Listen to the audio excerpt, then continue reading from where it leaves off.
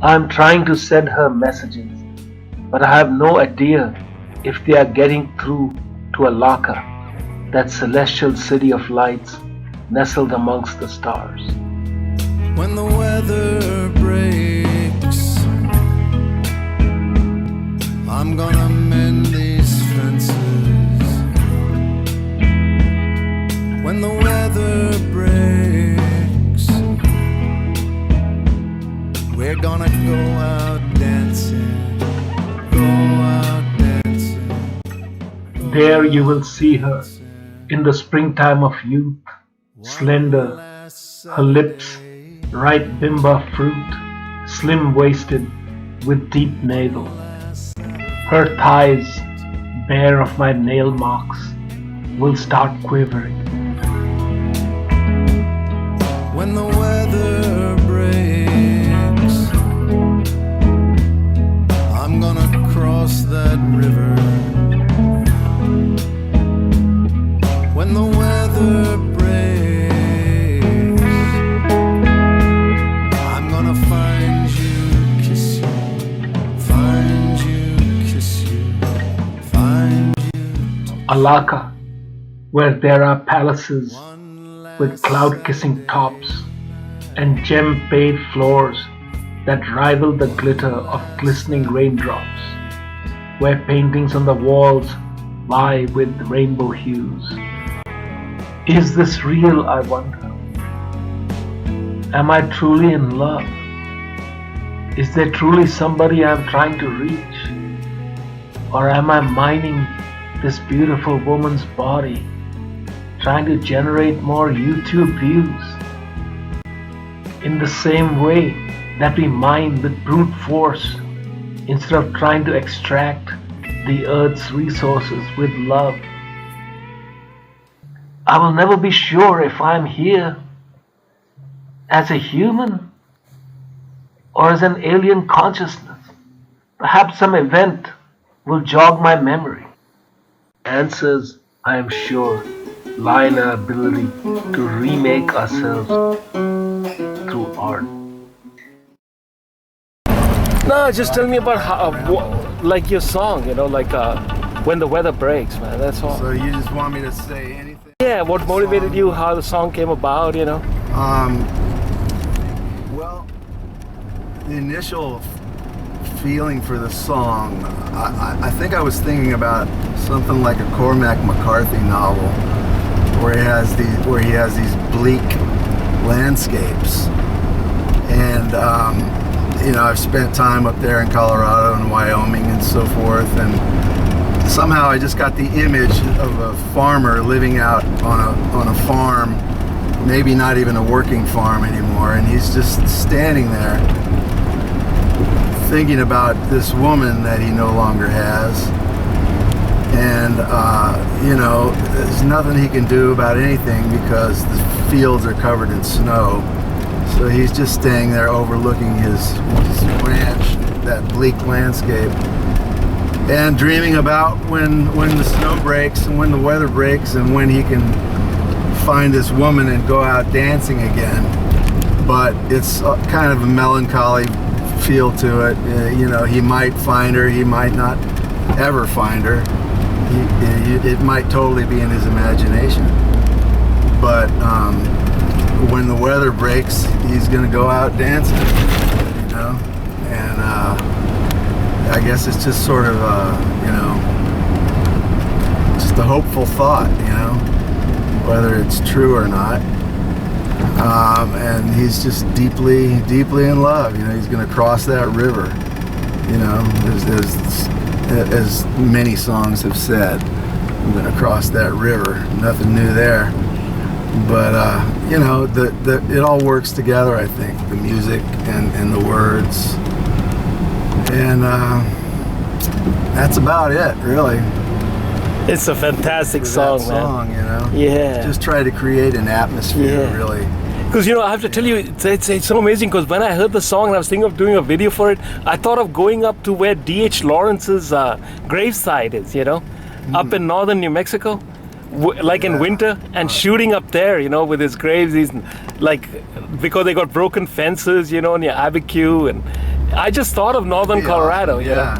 It would be ideal, man. It's funny that you were thinking of a farmer up there. Yeah, I was Yeah. thinking of the mid. Of Yeah, the because West. D.H. Lawrence had a ranch up there. You know, it's now owned by I know UNM. He was. Yeah. He was in.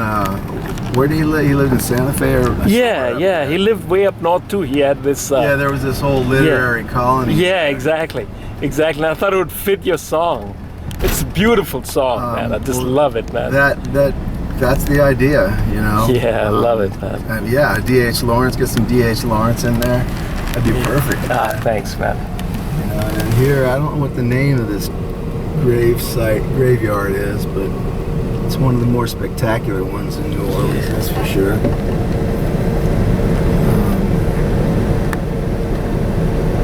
We might have a sign as we pass here telling you which one it is.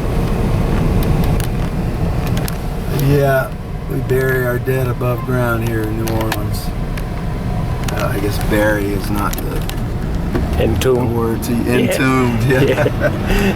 And there have been stories. I remember a friend of mine lived across from a graveyard one year, and lightning had struck one of the tombs, and bones got splattered out onto the sidewalk. And I thought that was pretty amazing, freaky. You know? Yeah. That's New Orleans, man. It's New Orleans, man. We're close to death. We like to keep that in mind at all times. Very Mexican-like, you know. I remember walking through a desert through a graveyard in the Oaxacan desert. It was a small graveyard with a fence about 3 feet high. You could just step right over. And we're walking around just looking at these ancient gravestones, trying to find Joe's family members, because that's where he goes. His roots go back to this little town in Oaxaca, and no, in Zacatecas. And so we come across what looks like a shin bone just laying there on the ground, and the graves are just starting to come up, you know, and bones are starting to show. And they were in fact digging a fresh grave that day. And there was a guy lying on the mound of dirt, weeping, and an empty bottle of tequila lying by his side. And there was 4 or 5 other guys who had apparently done the digging, just sort of standing around there, accompanying him in his grief. It was one of the most amazing things I've ever seen. This is out in the Oaxacan desert. Man flat, tequila bottle. Sounds like a movie. Yeah. But it was real. And I wrote another song about that. What was that one? That one's called Zacatecas. Yeah. Song about... I'll try to look for it, man. Yeah. Maybe I can use that too. Yeah, it sounds great, man. Tequila, dust, and bones, I think. Says some line like that in it. Pretty amazing. Hey, thanks for doing this, Rob. This is very cool, man. There's lots of stuff I could cut in, you know. My pleasure. It's perfect, man.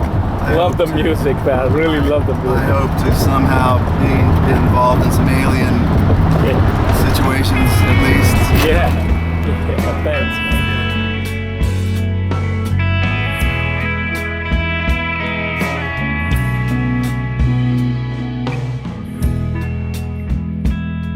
When the weather breaks, I'm gonna mend these fences. When the weather breaks, I'm gonna find you, kiss you, find you, kiss you, find you, touch you. One last Saturday night.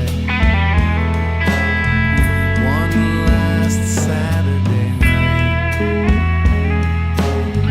One last Saturday night. I'm gonna find you, kiss you, baby. I'm gonna search the world for you, baby. Weeping passionately, her eyes would be swollen and her lips withered by burning sighs. Casting aside all adornments, keeping alive her fragile body in measureless sorrow. Desolate, my love would try in vain, time and again, to throw herself on her bed. Because they may be aliens, you know what I mean? Yeah. Now I've become someone else, as in chasing the bad aliens, you know what I mean? You could use that in your movie as well, you know? Yeah, no, I will. I'll zoom in on this, man. And it's good for fades and dissolves and things, you know. I'm learning as I go. It's a journey. Frank, thanks for doing this, man. Tell me, what exactly did you see on the night of January 1st? Yeah, December 31st, January 1st. Yeah, it was 1:37 a.m. I was just dropping off a friend. We had just come back from our party. I was the designated driver, and when I was dropping her off, I looked up in the sky. I saw this red sphere just flickering. So I looked up, and my fiance was with me, and I said, "Look, honey, there's something in the sky." And it couldn't be fireworks because it's 1:37 a.m. So I figured it's not fireworks. It's got to be something different. So we kept looking, and sure enough, it looked like they were in a formation, and there was another one that popped up right afterwards. And then by the time we knew it, it seemed like it had taken a long while, but we were in our truck, and I got out of the truck, and I started filming them, and they were all four in line, flickering. And it was weird when they hit the cloud, because it was kind of a cold night, and it was still, weather was pretty bad. You could see the cloud just like have a reaction, like a spark or something, when those spheres actually entered into the cloud. So I started filming, and I had a fear, but at the same time I was excited, because I was thinking, this is my first UFO, and I had never seen one, and I thought, am I seeing this? Am I not? And then when I actually seen it, I got excited, and I said, yes, this has to be something, because there was no sound like, you know, aircraft or whatever, that it would send off some kind of noise, like, you know, a jet, or, you know, even an airplane propellers would make a noise, and there was no noise in the sky when I was out there filming him. At the same time, I got excited, and then I was scared, like, man, can these guys get me? Can these guys, you know, because I watch the UFO, ancient aliens and stuff, and I was just so amazed and excited at the same time. But in a way, I was fearful, because I'm thinking, what can they do to me if I, you know, film them, you know? Right. So that's what happened on, you know, January 1st of 2015 at 1:37 a.m. I started filming, and Yeah, your film is amazing.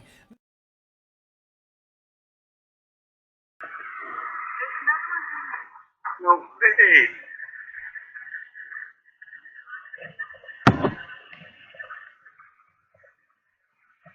The other one disappeared.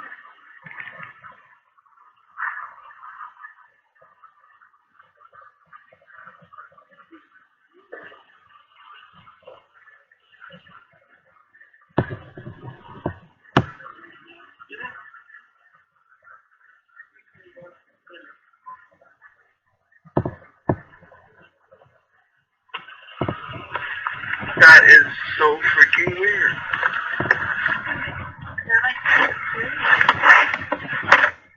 It's weird.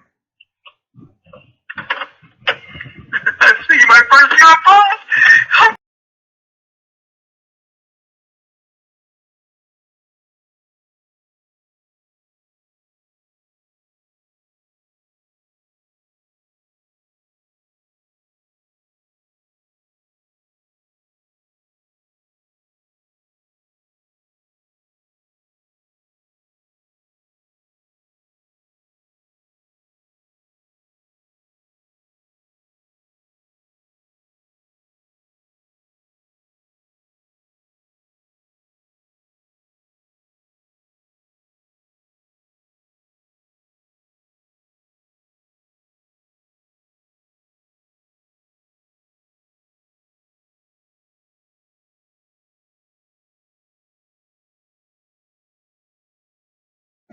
Watching Frank's film, I realize I am not from another world. I am not from another dimension. It's just been me kicking around with a camera, asking my friends to help me make this movie. Because after all, what is the immigrant story if not a kaleidoscope of fractured cells? In this Frankenstein story, the doctor operates on himself, cutting off parts of his psyche and his body and sewing on the parts of others. We can never defeat the aliens. They are inside us. My messages will never get through.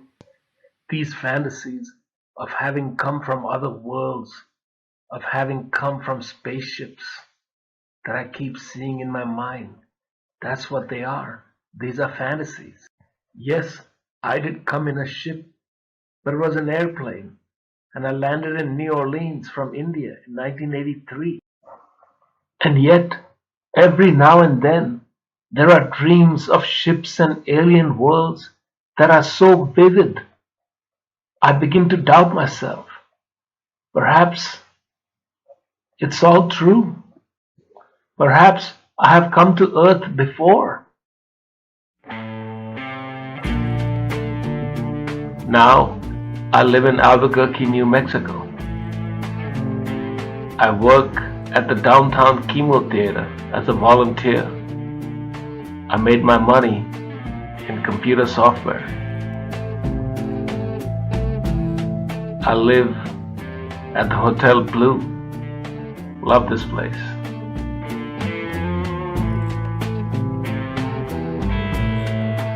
Every night I go to the chapel of Our Lady of Guadalupe. I feel a presence here. I pray here. I sometimes spend the night. Recorrimos los caminos de pecado en pecado.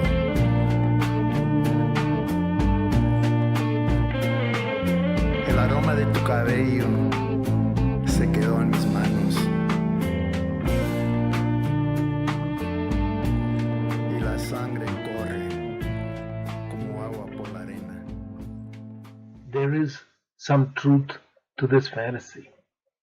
I have loved and lost the world's most beautiful woman. I will never meet her again. And yes, there are aliens in all of us. Parts of our unconscious that we do not understand. Else how could we do the things we do to each other?